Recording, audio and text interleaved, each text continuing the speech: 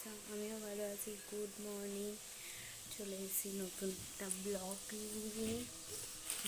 সকাল সকাল নতুন একটা ভিডিও নিয়ে চলে এসেছি তোমাদের সাথে গল্প করতে, আমার সারাদিনের কাজকর্ম তোমাদের সাথে শেয়ার করতে। চলো দেখো। চা ফুটছে, এখন গরম গরম চা খাবো আর একটু রিল্যাক্স করব। সেই সকালে উঠেছি।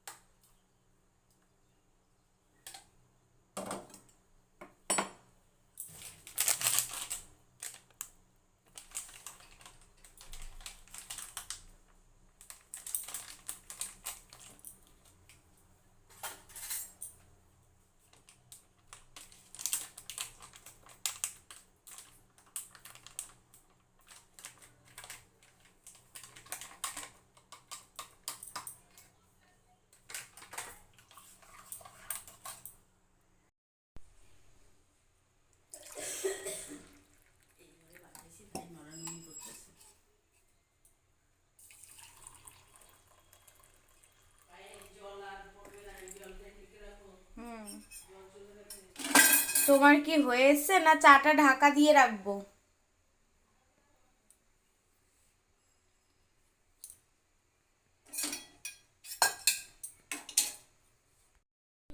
চলে এসেছি রান্নাঘরে। এখন আমি রান্না করব।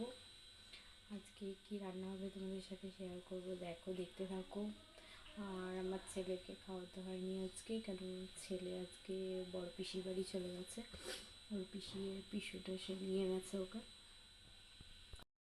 এখন আমি মাছগুলোকে নুন হলুদ দিয়ে মাখিয়ে নিলাম, তারপরে এগুলোকে আমি ভেজে নেব।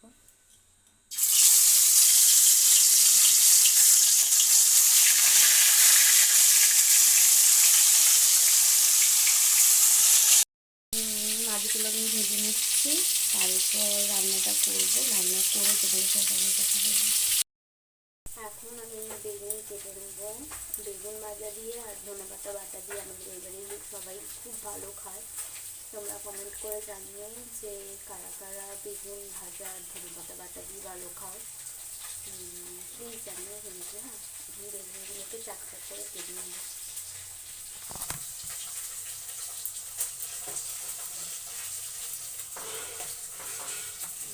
এরকমভাবে বেগুনগুলোকে কেটে নেব।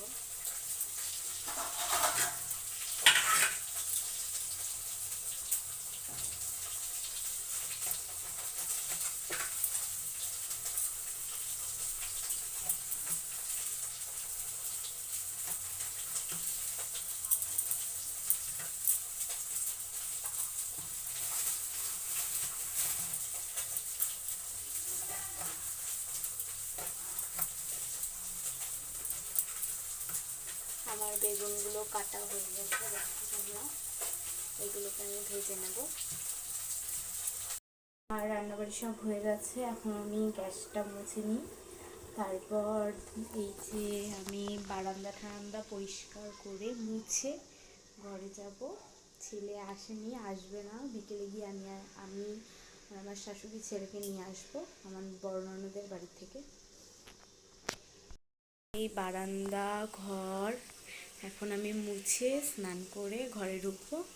আমার মোটামুটি সব কাজ শেষ। আজকে রান্না হয়েছে হলো মাছ করলাম, তোমাদের তো দেখালাম। আমি মাংস করেছি আর করলাম হচ্ছে বেগুন ভাজা ধনেপাতা দিয়ে।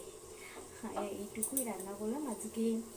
ছেলের যে আলাদা করে খাবার করিনি, কারণ হচ্ছে ও বাড়িতে খাবে রাত্রেবেলা এসে, যেহেতু খাবে একবেলার জন্য আমি করলাম না। আজকে আমাদের ভাতই ওকে ভালো করে মেখে খাইয়ে দেবো।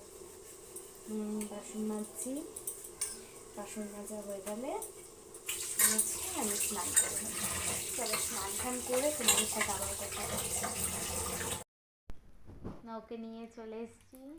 ও পিসির বাড়িতে আজকে খুব মজা করেছে। মেন কথা ও সবসময় ওকে বলি তো যে টাটা বল, ও তাই আগে দিয়ে টাটা করে দিচ্ছে।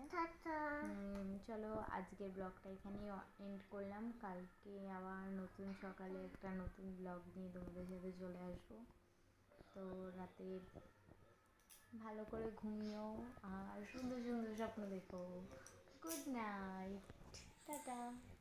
টাটা করে দাও, বলো আবার কালকে। কালকে ওকে, টাটা।